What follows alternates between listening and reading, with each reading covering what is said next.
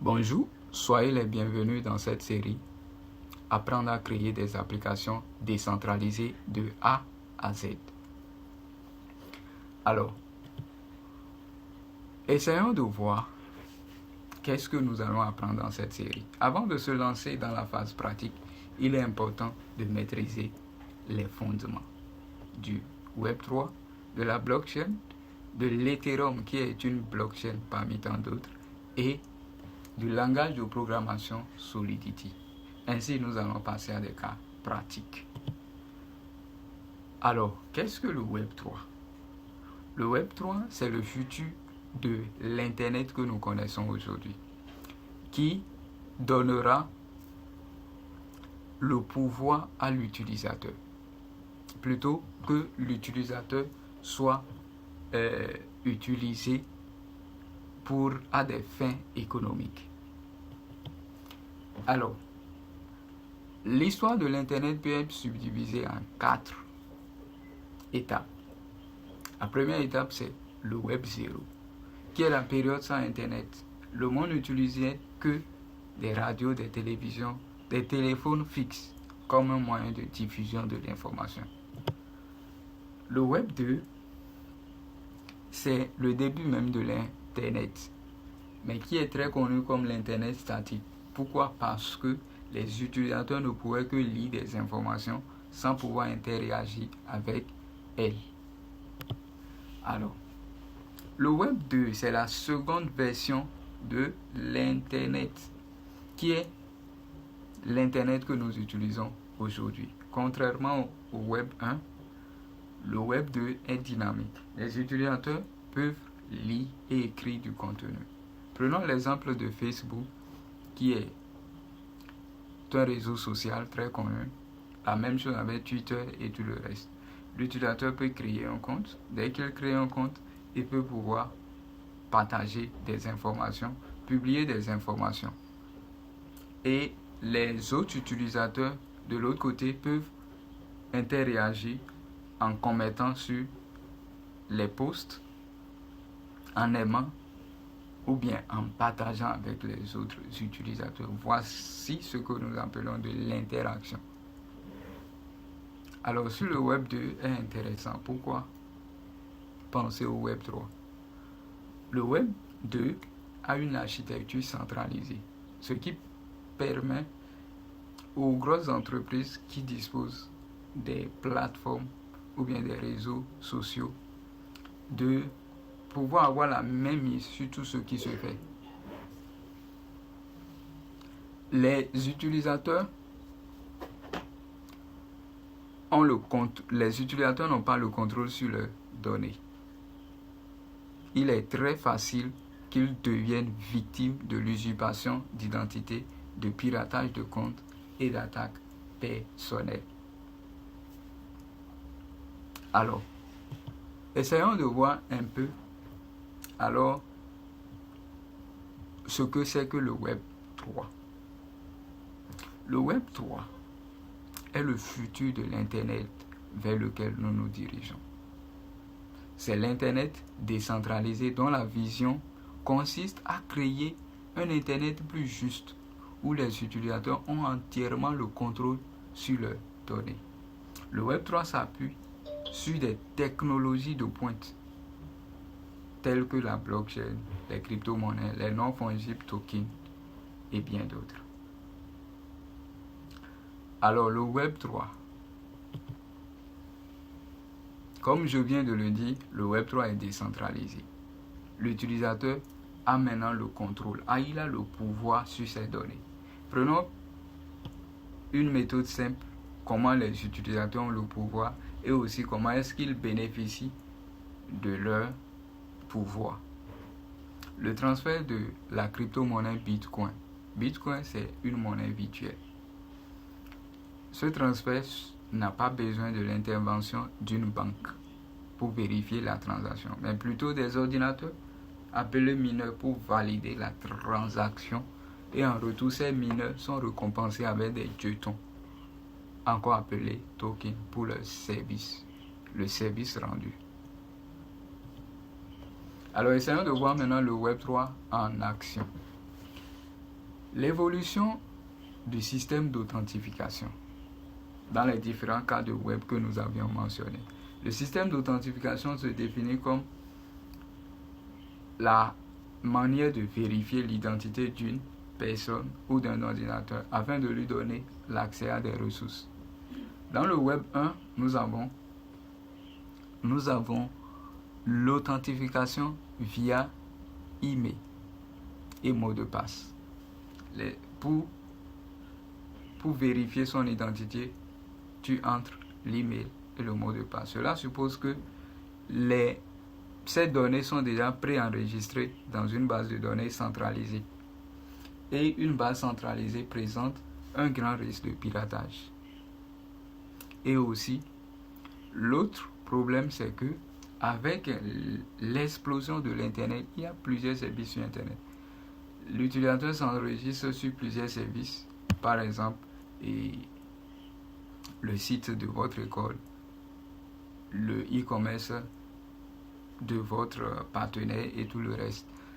L'utilisateur a du mal à mémoriser tous ces identifiants. C'est ainsi que le Web 2 a proposé une méthode qui consiste, si vous avez déjà un compte sur Google, vous pouvez simplement utiliser ce compte pour pouvoir s'enregistrer dans une autre plateforme.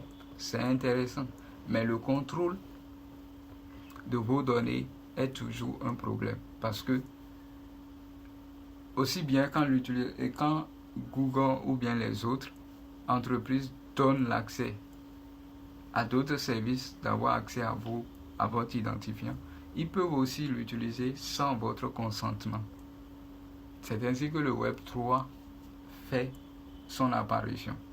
Avec le Web 3, pour s'enregistrer sur un nouveau service, vous pouvez connecter votre portefeuille électronique qui est sécurisé avec une clé privée et une clé publique.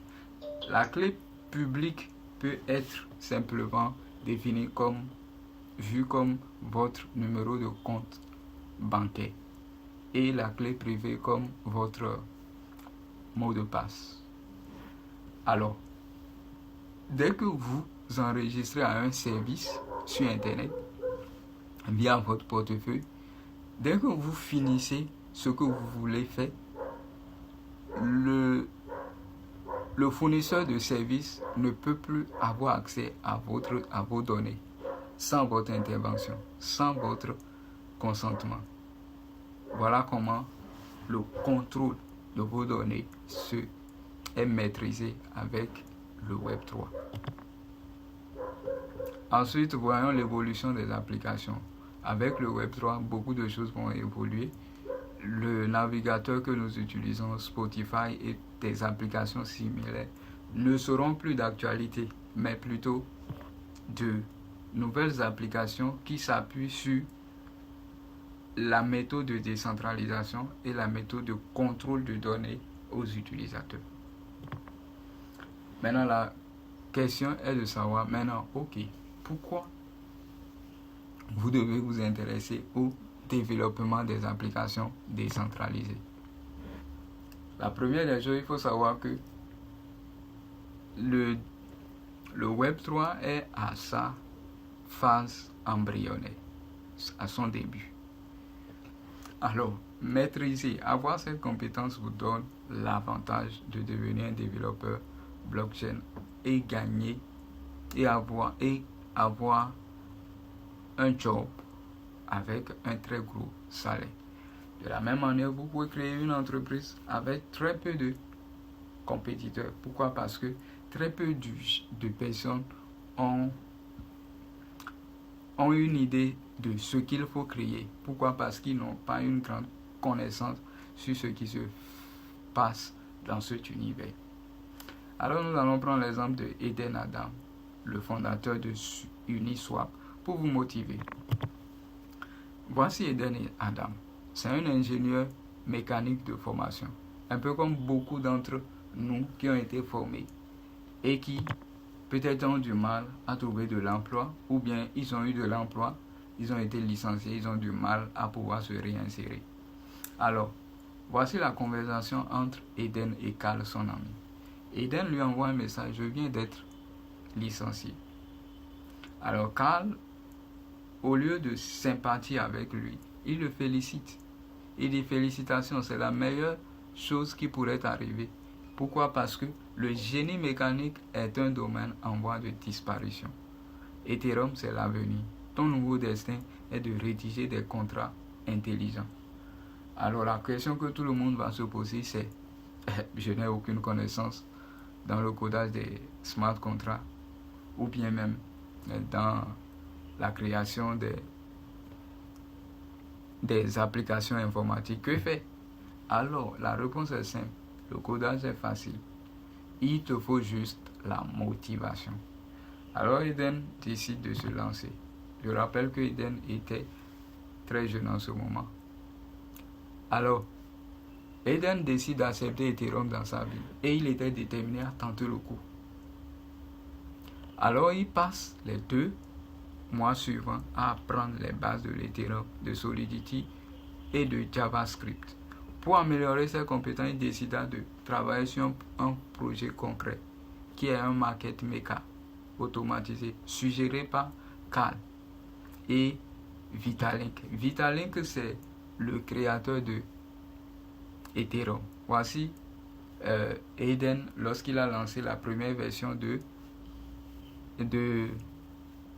Uniswap avec Vitalik qui était très excité. Alors, voici l'interface finale de Uniswap. Alors, Uniswap, c'est quoi? Uniswap, c'est une application décentralisée qui permet de convertir une crypto-monnaie à une autre. Par exemple, convertir Ethereum à USDT sans l'intervention d'une autre entité. Cela est différent des crypto-exchanges que nous connaissons aujourd'hui tels que Binance et Coinbase et tout le reste que nous connaissons. Alors, chers amis, nous sommes à la fin de notre première série qui consistait simplement à expliquer ce que c'est que le Web3. Dans la prochaine étape, nous allons parler de la blockchain, qui est la technologie de pointe derrière cette fameuse Web3 dont nous avons discuté. Alors nous vous invitons à vous abonner, à cliquer sur la cloche de notification afin de ne rater aucune vidéo. Merci beaucoup.